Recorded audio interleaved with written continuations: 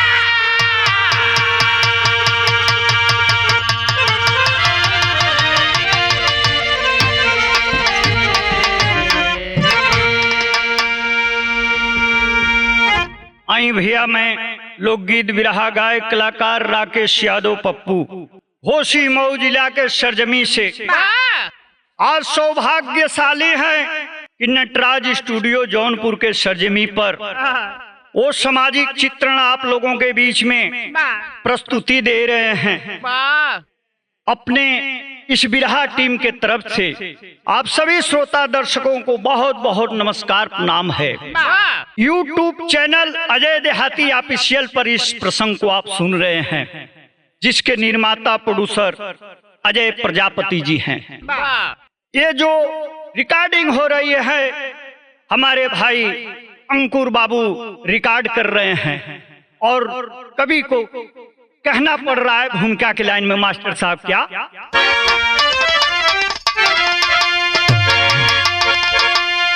नारी की लीला समझ में ना आए, कभी बनती शोला कभी शबनम कहाए। इश्क के जाल में फंस के कुकर्म करती, अपने हाथों से बगिया खुद ही जलाए। तोड़ देती क्यों लालच में रिश्ता की डोरी, करती शर्मिंदा कुल को है उल्टा कहाए। कैसे कहूँ ये कलव्य कृत घिनौना, कहने बताने में रूह कांप जाए।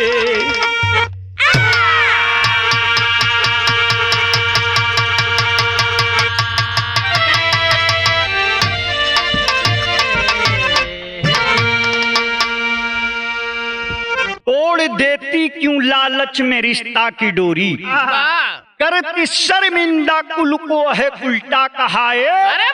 अरे कैसे कहूँ एक लव्य कृत घिनौना, कहने बताने में रूह कांप जाए। ए बाबू, कवि जी भूमिका की लाइन में ही इतना दर्दनाक भाव डाल दिले हूँ कि रोम रोम सिहर जाइए बाबू। कहानी पर गौर करेंगे, लेकिन हमारे बिरहा में एक लाइन चटपटी गजल लगत हो। कैसे बा मास्टर साहब?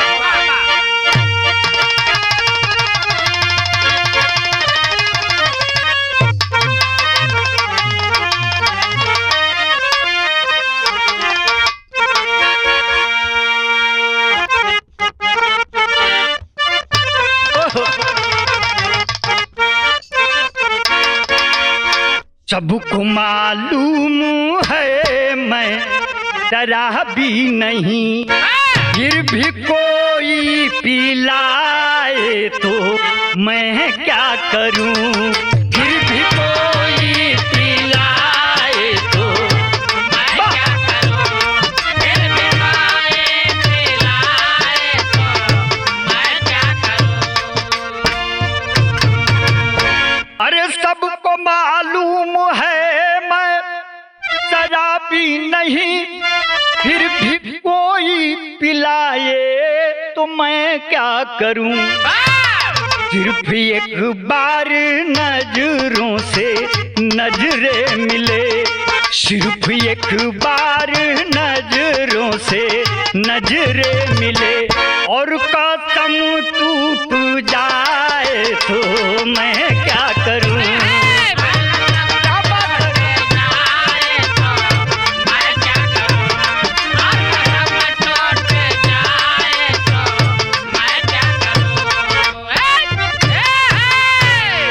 लेकिन ये तो गजल का लाइन डाल मौज बदे, लेकिन बिरहा में डूब के भाव कितना सुंदर कवि जी लिखत हुआ। कैसे बा मास्टर साहब? ओहो,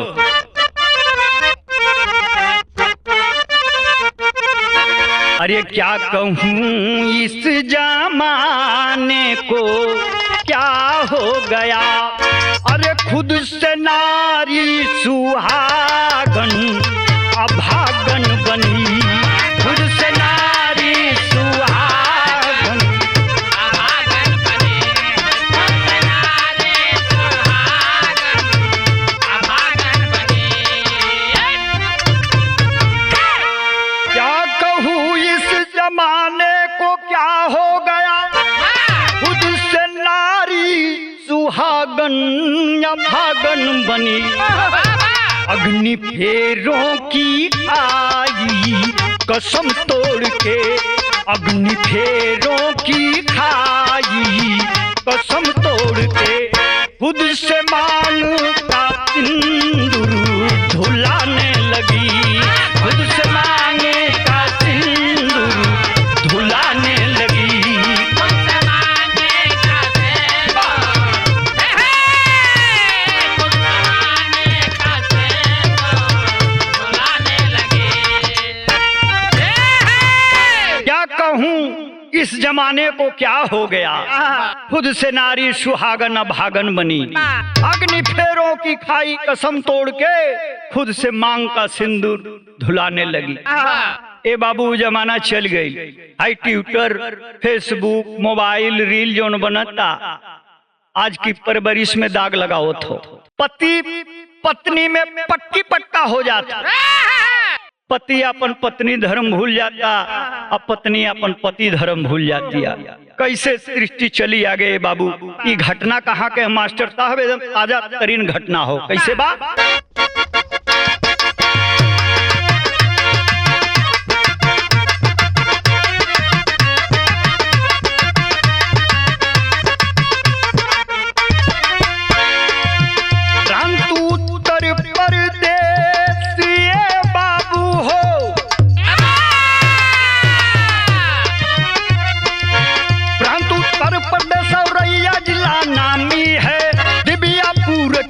दुख भरी कहानी है,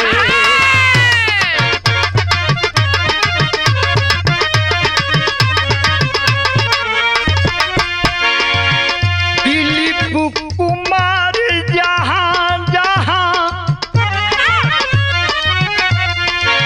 दिलीप कुमार जहां बिजनेस को चमकाए हैं, ट्रांसपोर्टर के व्यापारी ठाकुर खूब जमाए हैं।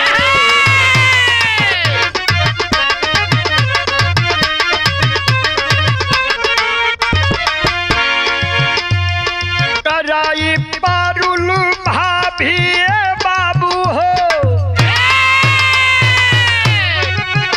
कराई पारुल भाभी बहन से लगाई है, अपने देवर से प्रगति की मांग भरवाई है।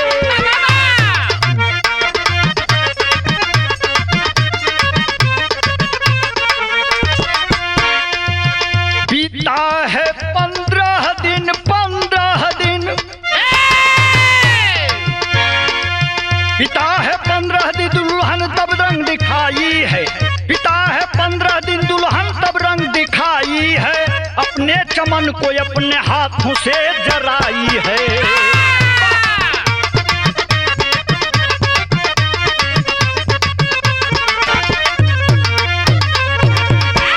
बिरहा में बात के समझ लिहल जा, ये घटना ताजी तरीन घटना ए बाबू इतना दर्दनाक घटना हो कि पति पत्नी के बीच का विश्वास के तार तार कर देले बा। उत्तर प्रदेश नामी गिरामी प्रांत को के ना जाने ला पूरा वर्ल्ड में, और रैया जिला जौन बा बड़ा नामी हो, दिबियापुर गांव बतावल गईल हो। ए बाबू दिलीप कुमार जौन बा ट्रांसपोर्ट में बिजनेस चमकौले हम, दिलीप कुमार का जौन भाभी बाड़ी उनका नाम पारुल बतावल गई। अपनी देवर के बिजनेस के देख के अपनी बहन से रिश्ता जोड़े खातिर ललायत हो गई। ये बहु साठ गांठ कैले है अगुवाई क के, और दिलीप का शादी अपने बहन प्रगति से करा दे। दुल्हन आइल बा घर में हो, और जब आइल है ये बाबू तो ओकरी मनवा बतिया के जानत रह। एक तरह मशीन तो दिल हो ना कि आर पार देख ले, लेकिन हमारी बिरहा में एगो चटकदार धुन लगत हो। ई धुन हमारी जन्म की पहले कहो कैसे बा मास्टर साहब।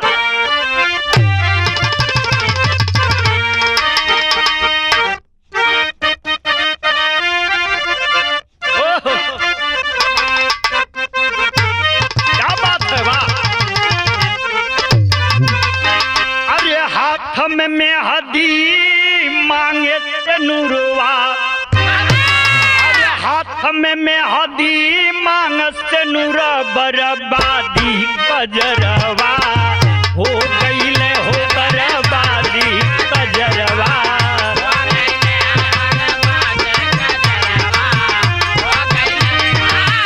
हाथ में मेहदी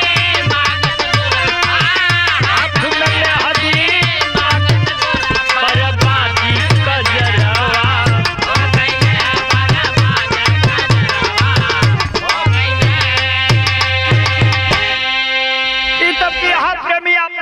मन में 440 वोल्ट बदे रहल, लेकिन भाव में कभी लिखत हुआ का। अरे बीतल 4 दिन फोने में धरैली, अरे बीतल 4 दिन फोने में धरैली, वीडियो में कलिनिया करते में हो वीडियो में कलिनिया।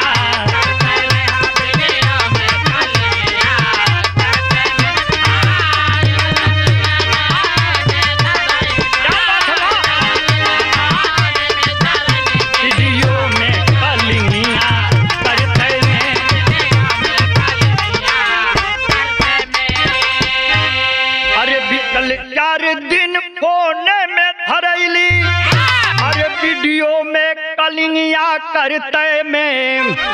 प्रेमी मनोज संगे रहली लपटाइल, प्रेमी मनोज संगे रहली लपटाइल, खोल के बतनिया करते में, खोली के बतनिया। क्या बात है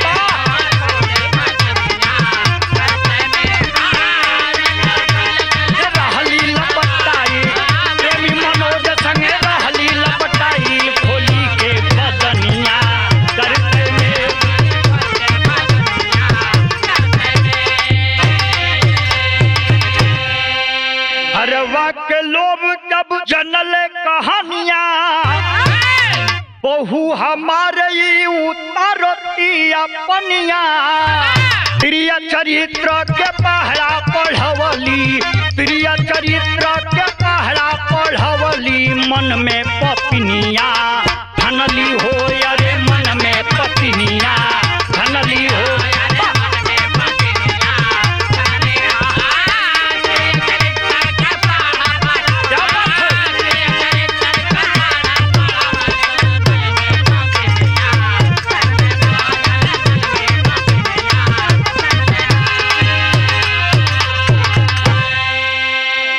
बाबू पारुल भाभी जवन बाड़ी अब जेठान बन गई, दिलीप से शादी हो गई हो, और जब प्रगति आ गई बा ससुरा में 4 दिन बीतल हो, अतौले अपने लभर से जौन हक वीडियो कॉल में बात करे लगा। वो डिमांड कैले बा पहले की तरह से, कहले बा कि लामे लामे रहबू तो हम मर जाई। आई देखो फसरी लगावे के पूरा पगहा लेके पॉकेट में घूमता नहीं। जल्दी से वीडियो कॉल करो, कम से कम कुछ बोल बतिया ल, दिखा द कि उतने से हमार मन जवन हो किया न मान रही। अब भगवान के मंदिर में गई लेने है कि जल्दी से तुहार विदाई हो जा। ये बाबू प्रगति का जनलस की जंगलवा पड़े के होते वीडियो कॉलिंग करत दिया। जैसन डिमांड उधर से आवता वैसे वैसे बटन खोले लगली। भुला गए कि हम केहू को जौन बागी दुल्हन बाड़ी ससुरा में आयल है, हो गई प्रेमी में, बात बिगड़ गई। लेकिन एगो फिल्मी तर्ज लगत हो मास्टर साहब विराह में कैसे बा।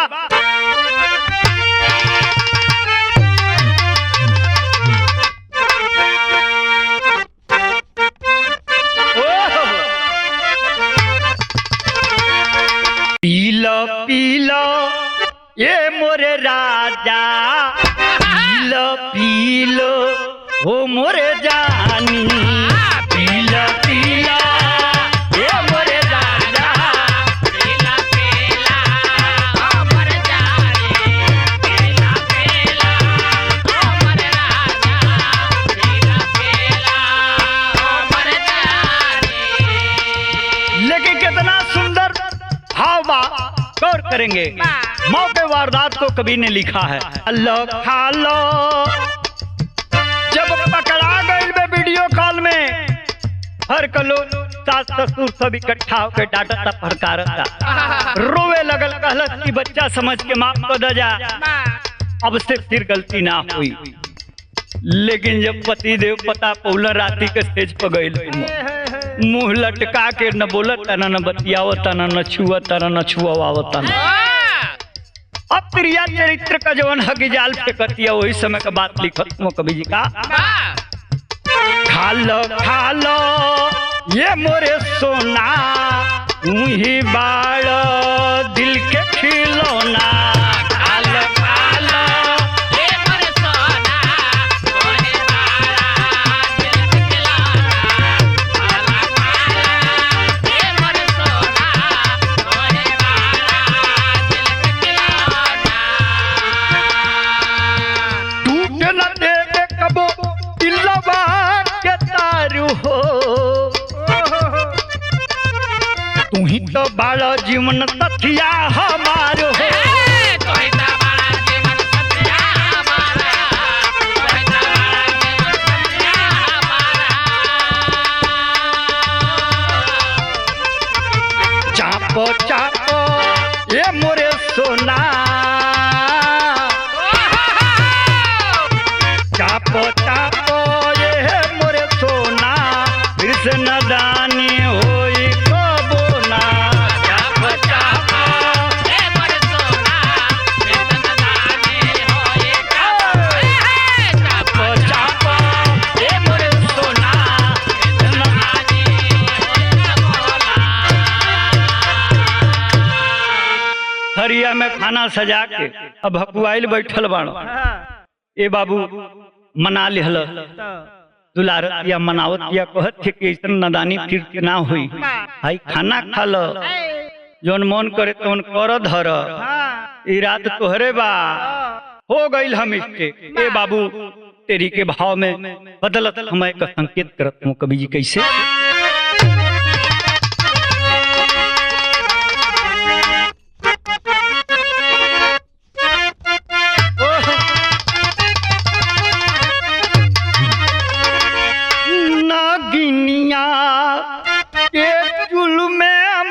तलबा बदली हाल नैहर में आके तब पापिनिया, अरे पापिनिया बा।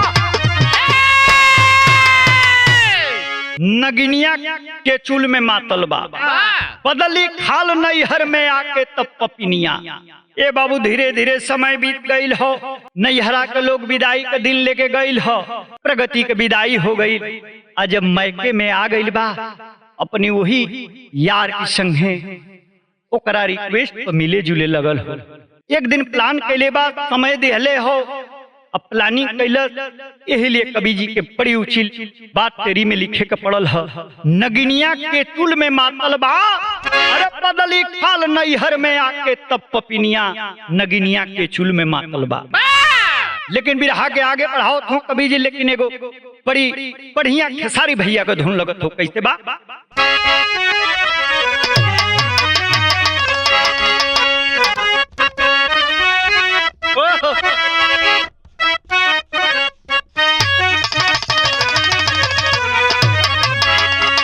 प्यार में तोहरा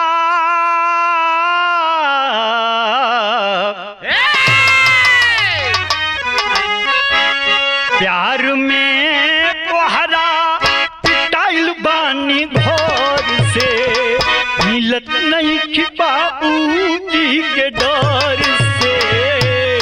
प्यार में पिटाइल बानी घर से, नहीं कि मिलत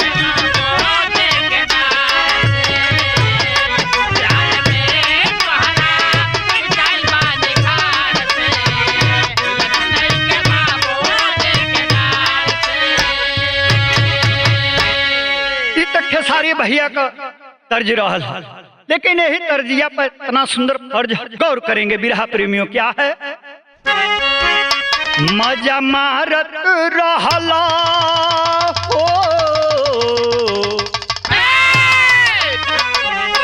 मजा मारत रहला प्रेमवा ओराई गई, हमके भुलाई गईल हो।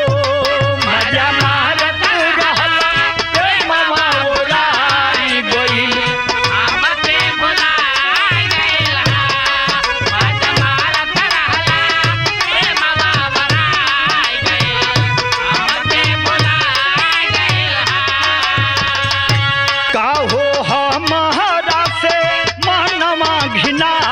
गई, हमके भुलाई गईल हो। आहो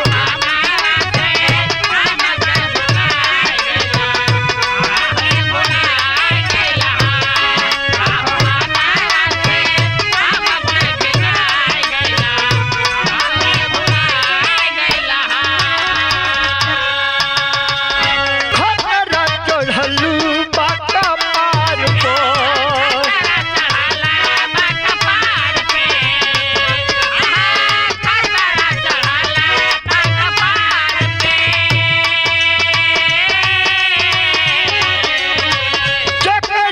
प्रेम हो बुखार जोर,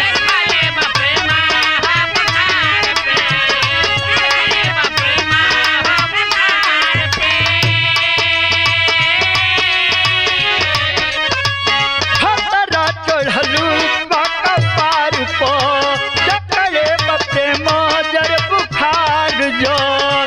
न जिए पाइब चैनवा हेराई गईल, हमके भुलाई गईल हो। हम न जिए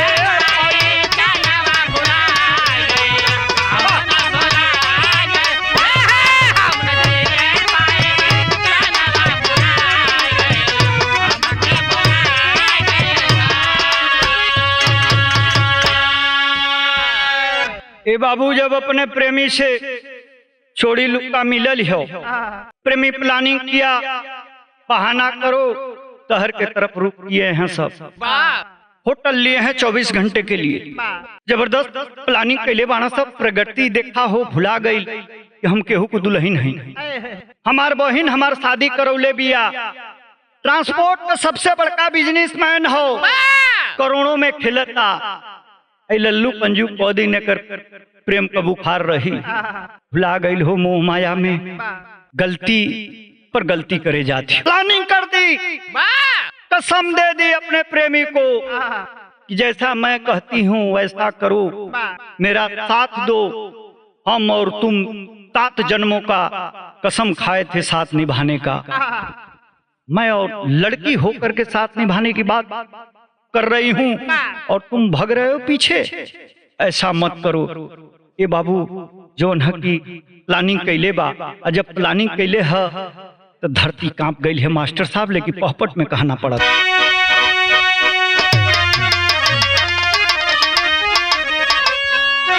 अरे भइल मिलन के होटल में पाया नवा मनवा व्याकुल बा, प्रगति सुनवली मनोज के पाया नवा मनवा व्याकुल बा।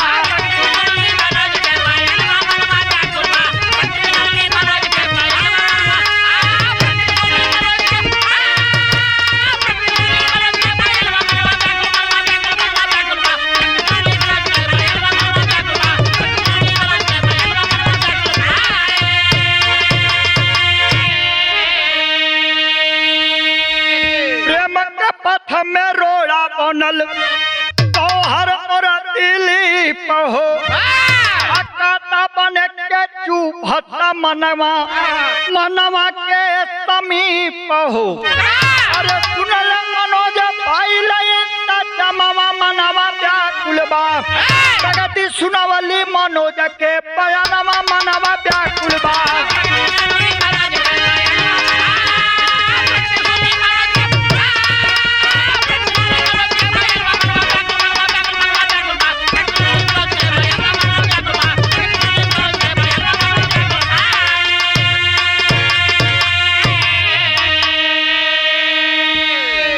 ए बाबू रो रो के वो अपने प्रेमी मनोज से बात हामी भरवा लिहल।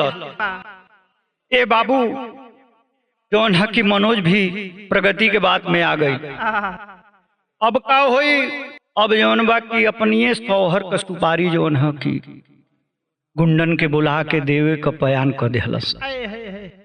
आय हाय रे, सुहागन अभागन बन गई अपने गलत नीति से बाबूजी, लेकिन आल्हा में बिरहा के आगे ले जाते हैं कवि जी। कैसे मास्टर साहब? अरे मनोज करम जी नागर संग भइल नदिया बाबू,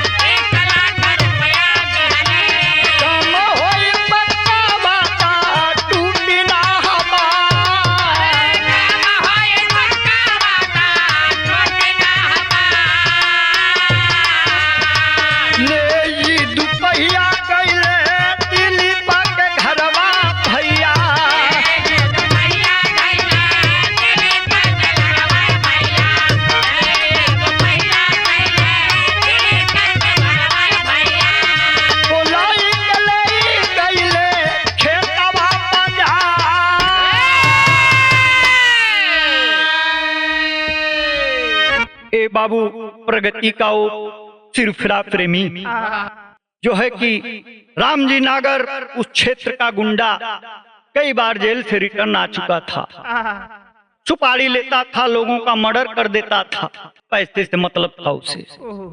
ये बाबू राम जी नागर के जोन है इस संपर्क में जब मनोज आयल है, बात पूरा भइल हो, अब पैसा देवे के बात आयल, उहे प्रगति जोन ससुरा में मुंह को दिखाई रुपया इकट्ठा कैले रहल हो, जेकर पत्नी बनल ओके भुला गई, साथ फेरा भुला गई, 1 लाख रुपया एडवांस के तौर पर राम जी नागर के हाथों में देता है मनोज, और एक काम होने के बाद 1 लाख रुपया बाकी का मिलेगा। ये बाबू राम जी नागर और एक गुंडा दिलीप जो प्रगति का शौहर है उसके गांव में जाते हैं, हथियार से लैस हो। दिलीप धधा के कि हमरा ससुराल के तरफ का आइल हलो, दाना पानी करौलो, कंधा पर हाथ रख के अब बतियावत खेते की तरफ गईल हम। जब सुनसान झुंटा पड़ल है, झाड़ी पड़ल है, राम जी नागर जो है कि मार देता है दिलीप को। हाथी बन गया, टाचियों हाथ लगा करके जब तमंचे से वार कर देता है, आवाज सुन के लोग इकट्ठा होते उसके पहले 9 2 11 हो गए थे, सब छटपटात हुआ। गोली लागल बा लेकिन प्राण महीन बा। ये बाबू लोग फौरन हॉस्पिटल लेके गईल है। जब फौरन हॉस्पिटल लेके गईल है, थानेदार साहब के जब खबर लगल है, मौके पर पहुंच के बयान दर्ज करत हूँ। वो समय का जौन बात है खड़े के लाइन में लिखत हूँ कवि जी का।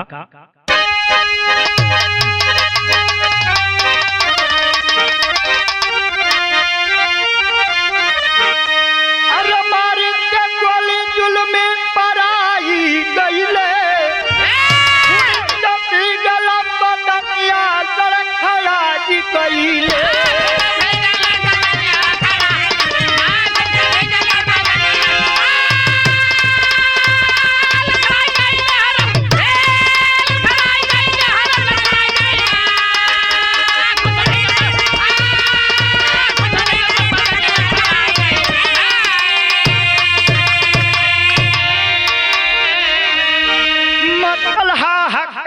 हॉस्पिटल सब ले गईले, आके थानेदार बयान दर्ज कैले।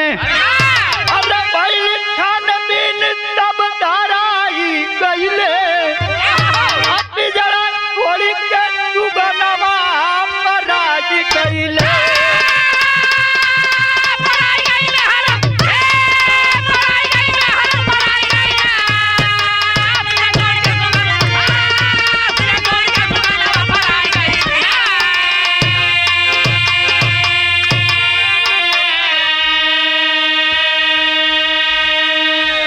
साथियों ग्रामवासी हॉस्पिटल नजदीकी हॉस्पिटल में लेके जाते हैं। डॉक्टर गोली निकालने में थोड़ी देर कर दिया, चाहे इतना ही दिन जीना था। गोली के बारूद का इन्फेक्शन जान लेने पर उतावला हो गया साथी। दिलीप प्राण पखेरु त्याग देहला हो, लेकिन सवाल बन रहा है चाहे कोई प्रेमी हो या प्रेमिका हो, तुम प्रेम करो, शादी करो, जो मन चाहे वो करो, लेकिन तुम्हारा अधिकार ये नहीं है ये बेगुनाह की जान तुम्हारे वजह से चली जाए। उसमें दिलीप की क्या गलती थी? तुम्हारा शौहर था, उसके बेचारे को कुछ भी नहीं पता है। तुम अपने हवस के आगे और झूठे ढोंगी प्रेम के आगे तुम बेगुनाह की जान को ले ली। दोनों जेल में हुआ हम हमार बिरहा टीम हमार कैसे कंपनी ये मांग करती है सरकार से कि फांसी के फंदा पर भुला दीजिए उन्हें। ऐसे लोगों की जरूरत नहीं है समाज को। आखिरी बंद में कहना है मास्टर साहब, कुसुम परा स्वामी गुरु जद्दू धन्य है संसार। अरे कहे सुरेंद्र काशी मानवता हुई शर्मसार।